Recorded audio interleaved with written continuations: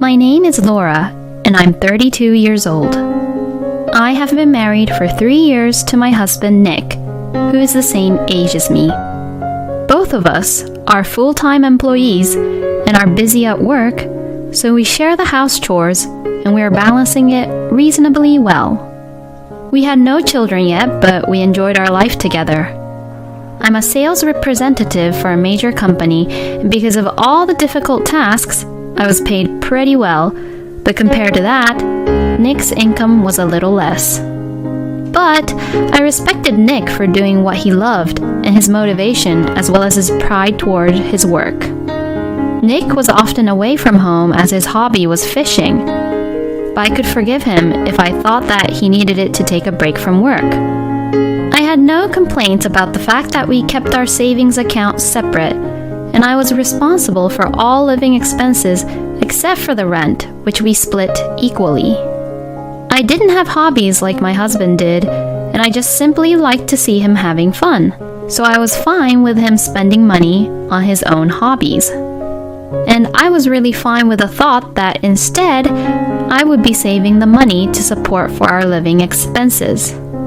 If I had any complaints about Nick, it was about his parents, especially his mother, Wendy. We live very close by to my in-laws, and since Wendy couldn't walk around well, Nick visited her frequently. That in itself was completely fine, and I was happy to go with him if he took me there on days when, well, we didn't have plans. Today was also one of our day offs, so Nick had asked me to go to his parents' house and bring a gift over. Well, it's been a long time, hasn't it? I'm sorry. Wendy said this as she put her hand on her cheek and let out a huge sigh. Wendy said that it's been a long time, but we just saw them last week. Well, I guess she said that because Nick was the only one who visited them last week because I had to go into work on my day off as it was urgent. I understand that you're busy at work, but before you're an employee, you're first and foremost my son's wife, right? Well, yes. Every time I see her, Wendy sarcastically talks to me like this. She doesn't like the fact that I work hard and earn more money than Nick. A woman is supposed to support her husband. It's disgraceful for a woman to work so hard. Wendy says these things, and she also says that Nick is humiliated because of how hard I work at the company. Oh, Mom, stop it. Laura and I both discussed about this on our own already. Oh, really?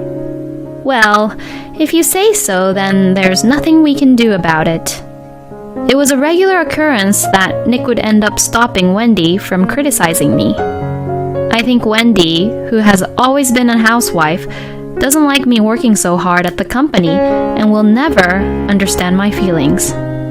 I'm really sorry. On the way home, Nick always apologized to me. It was terribly stressful to be criticized and be lectured by Wendy every time. But I managed to put up with it because Nick always defended me and apologized to me as he was worried about me. Hey, it looks like you didn't put in this month's rent. When I checked the bank book after work, there was no money put in for the rent. This means that I can't withdraw the money to pay for the rent. I asked Nick if he had forgotten to put the money into the account this time, as he usually puts it in himself once he receives his salary. I don't have enough money this month. Again? This happened often.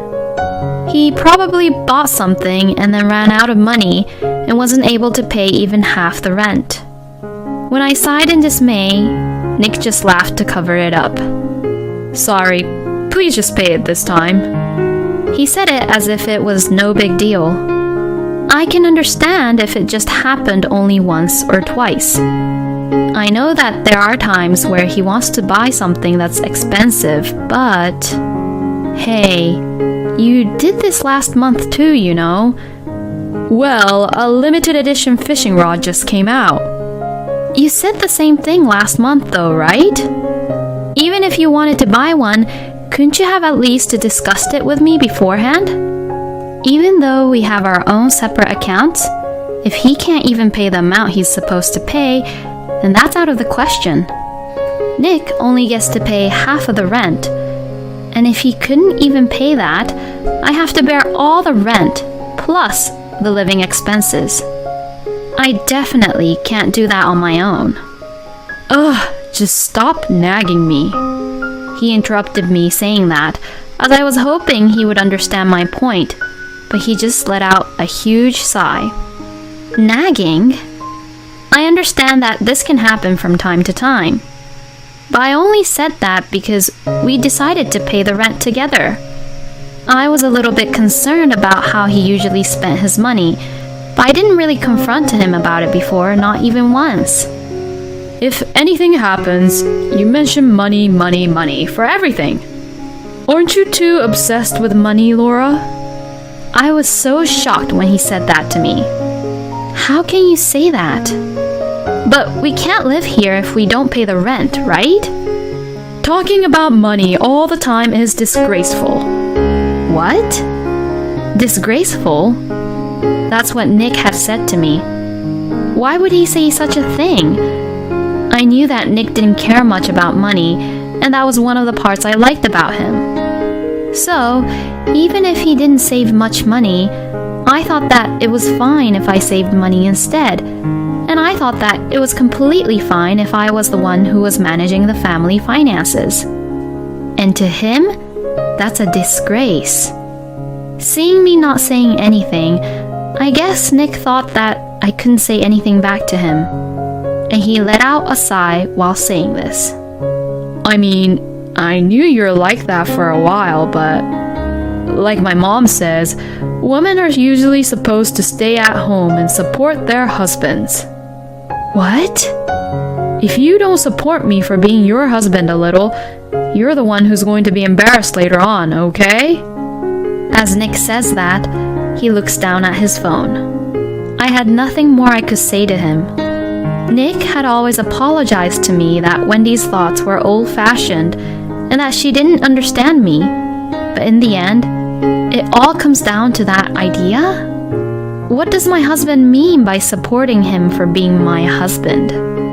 Is it to support the family finances silently? I'm home.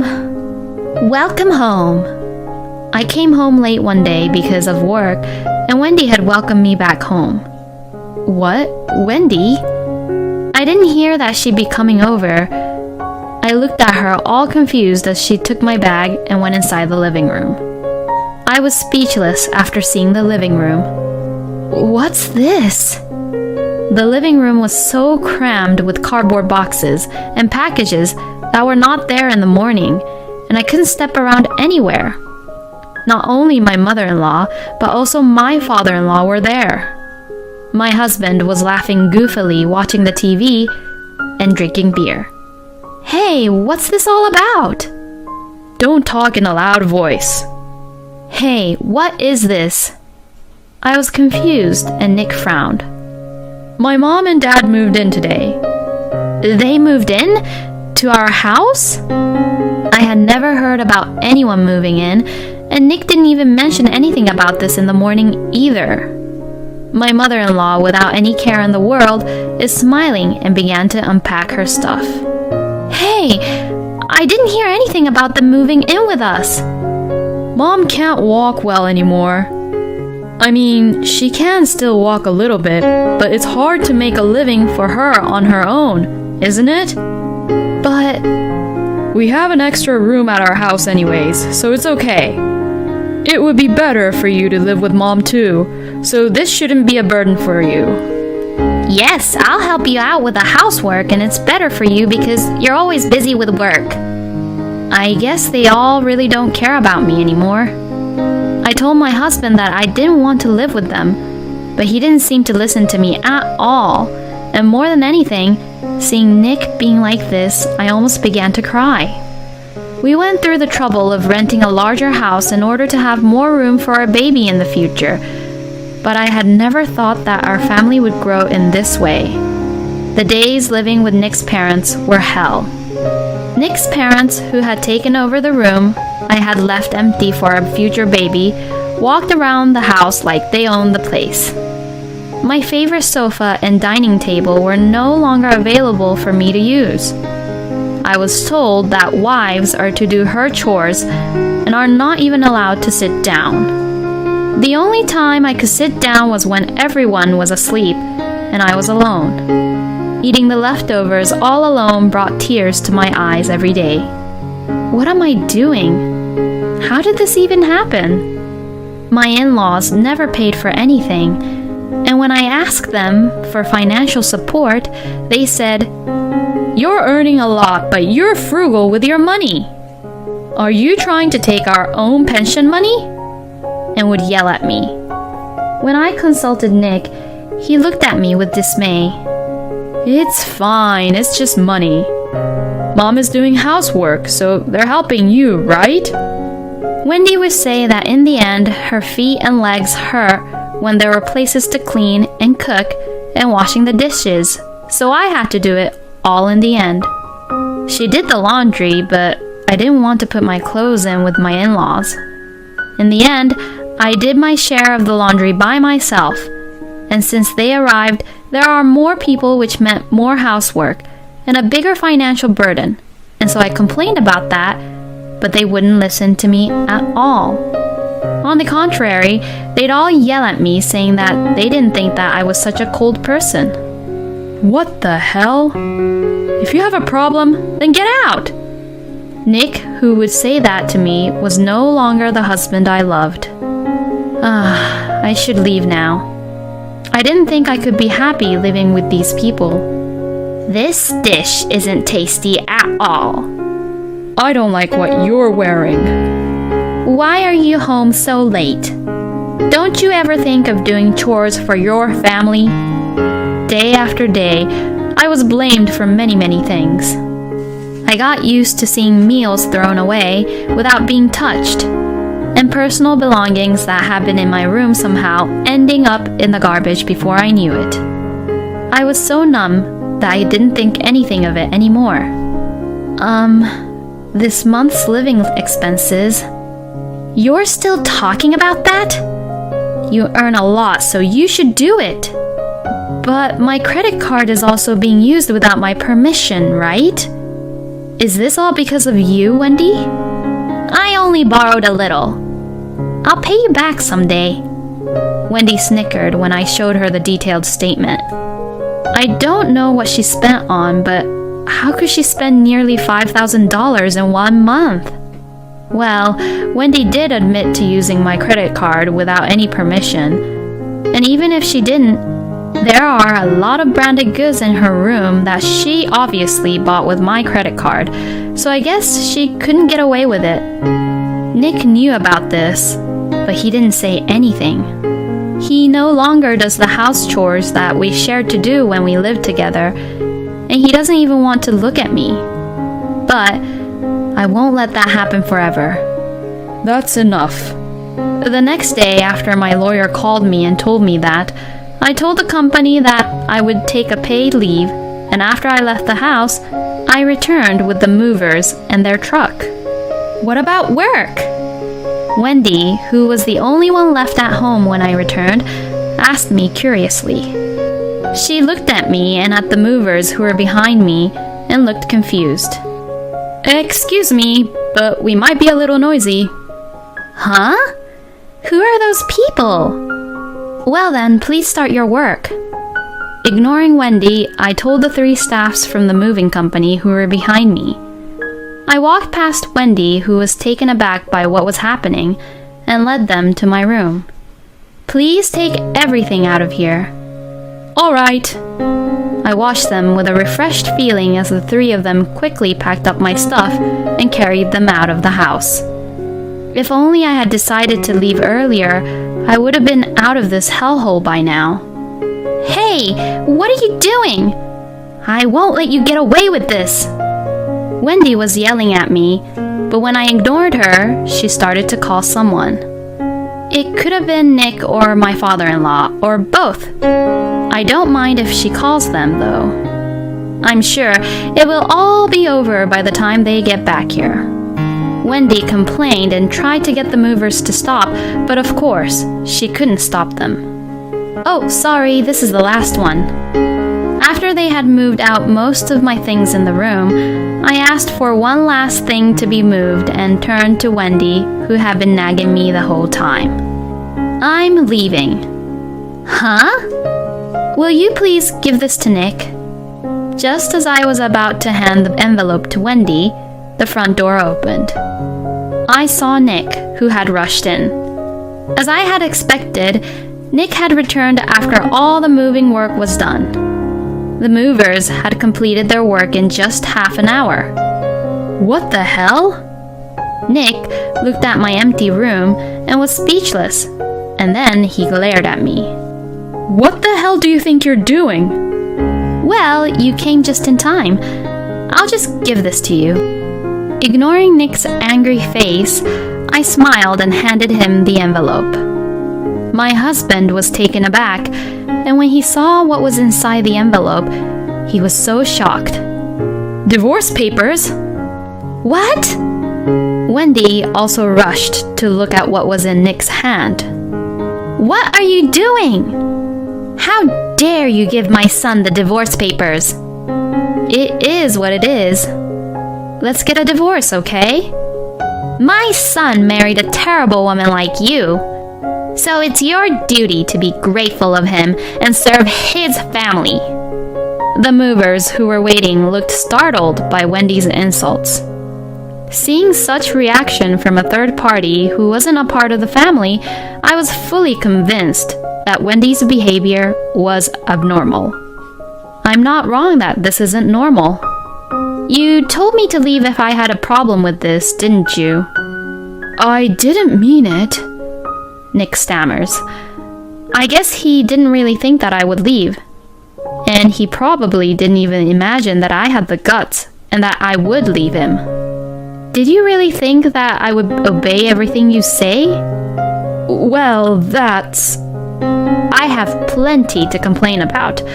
So as you wished, I'm going to leave. I'm not stupid enough to put up with this and keep on staying here. I said this to Nick, who looked stunned, and finally left the house with the movers. I apologized for causing such a commotion to the movers, and they laughed and said, "We know what's going on, so it's not a problem." They all said gently, "We all know how hard it was for you," and comforted me. The tears I had been trying to hold back began to well up. I was scared. I was sad. And I was frustrated. But I was able to finally leave like this. I was proud of myself. Afterwards, I officially asked for a divorce through my lawyer. If you have a problem, then get out.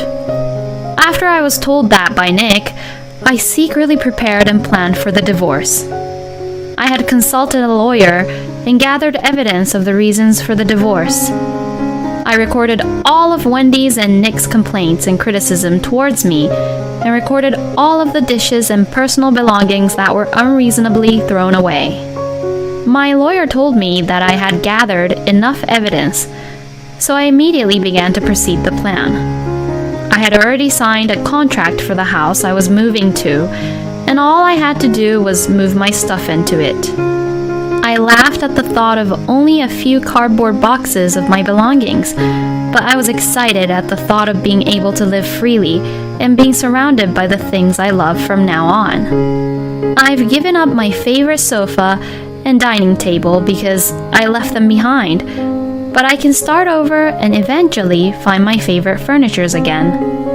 My lawyer told me that Nick was being too stubborn and wouldn't agree to the divorce. I also heard that Nick and Wendy once stormed into the lawyer's office demanding to know my whereabouts.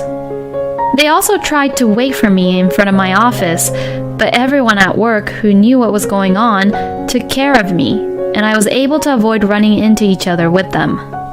The things Nick and his parents said and did that I collected as evidence were so horrible. And if the case went to court, we definitely had an advantage. I heard that Nick had been complaining for a divorce settlement, but when he was told that a trial would cost him even more money, he reluctantly agreed to the divorce. I also demanded that Wendy return the money she spent with my credit card, as well as the alimony. Wendy was very much against the idea of paying the alimony, but I have proof on how she used my credit card without any of my permission. And when I told her that I would report to the police to make a case out of it, she seemed to give up. "We are a family." Wendy seemed to be saying that until the end, but what she meant by family was Nick, her husband, and herself. I wonder if she had forgotten that she had clearly excluded me from her family. I felt nauseous at the word family, which she used only when it was convenient for her. After the divorce was finalized and the alimony was paid, Nick and his parents moved away. It seems that the commotion brought bad publicity to the neighborhood and made it difficult for them to stay at that neighborhood. Moreover, the rent can be covered only by Nick's salary. Now, they rented a small house in a rural area and lived together as a family of 3 with Nick's small income and his parents' small pension. We are miserable because we have no money. Please come home. Nick contacted me many times over text, but I blocked his messages without reading them. As for me, I'm finally living a happy life surrounded by the things I love and working at a job which I love. I don't have to worry about people throwing things away without my permission. I don't have to worry about people always complaining about me. It really is a comfortable life. There is a colleague at work whom I am interested in. We are both busy, but he's kind enough to say that we should go at our own pace. I know I've made many mistakes previously, so it's okay to take my time. Because he understands that, he says that he'll wait until I could trust him. We are both independent and are able to support each other. I will live my life with a person like him because I know that we both can have a good, happy life with each other.